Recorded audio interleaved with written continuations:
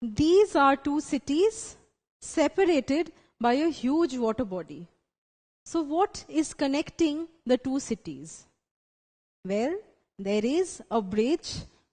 This is a huge bridge that is connecting the two cities, thus maintaining communication between two cities.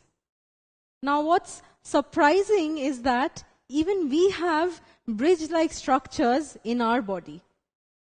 So, what do these bridges connect in our body? Let us see.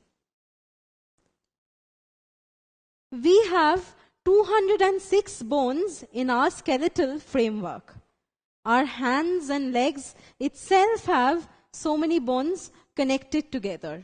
See? There are so many bones in our hand. Similarly, so many bones together form the leg. So while walking or while moving our hand, why does these bones not get disconnected with each other? Why don't they just fly apart while walking? How are they still connected to each other?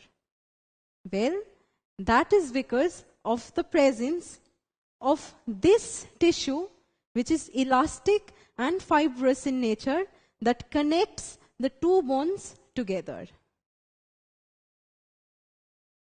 So since this tissue connects the entire body together, it is known as the connective tissue because it connects the entire body. Now focus on these white structures.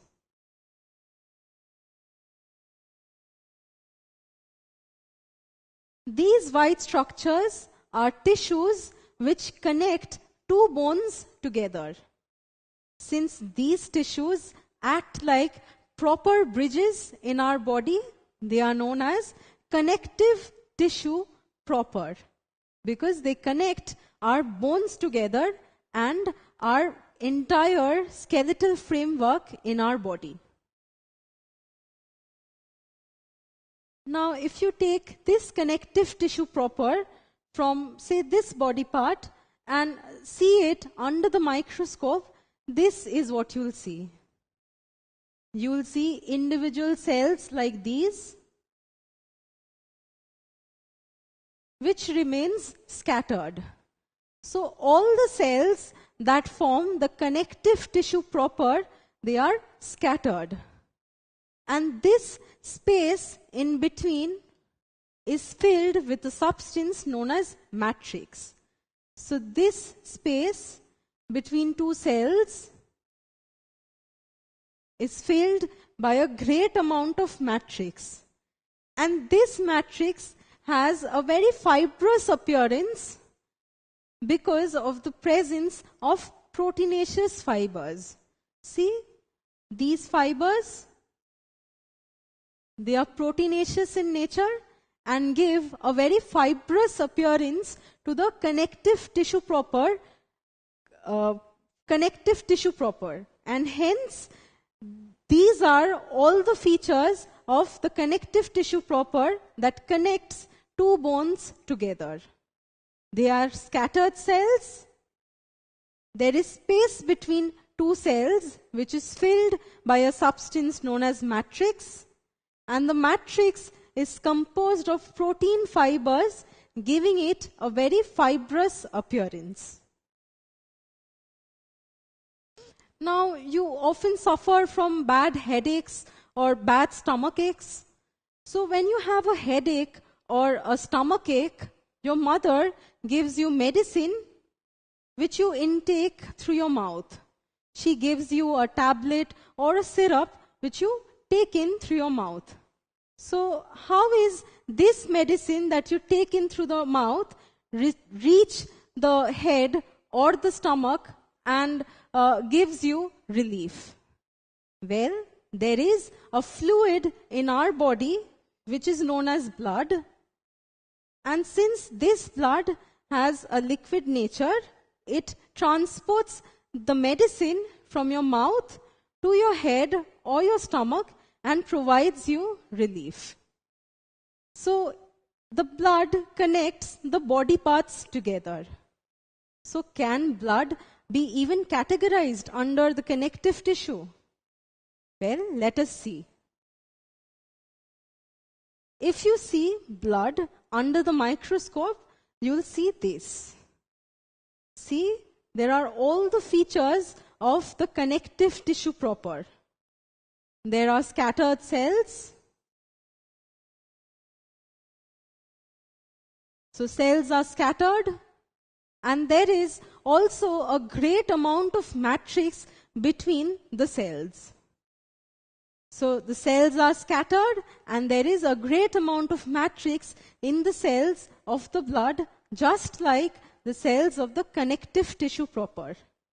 And since this matrix present between two blood cells are fluid in nature, this tissue or the blood is known as the fluid connective tissue. So blood is a connective tissue because it connects two body parts together, and it is fluid in nature. That is, the matrix present between the cells is fluid in nature, and hence is known as the fluid connective tissue. Now, the bones in your body provide you with toughness and rigidity. These bone cells, if you see under the microscope, they will give you all the features of the connective tissue proper and the fluid connective tissue. See, even the bone, they have scattered cells like these. And the space between the cells is filled with a matrix. See, these yellow portions, they are the matrix that is present in great amount between the cells. So bone is a connective tissue, and since bones provide support and rigidity to our body, bones can be categorized as supportive connective tissue because they provide us with support. So we studied about 3 kinds of connective tissues. Connective tissue proper, which are these structures that connects two bones together, forming the entire skeletal framework of our body. The second connective tissue is the supportive connective tissue, which are the bones. Bones provide us with support and rigidity. And the third connective tissue is the blood. Blood connects our entire body. It forms a fluid medium in our body, connecting body parts. So even blood is a connective tissue. Now, all these 3 connective tissues have common features. They have scattered cells, and they have a lot amount of matrix between their cells. So these are the 2 features of connective tissue.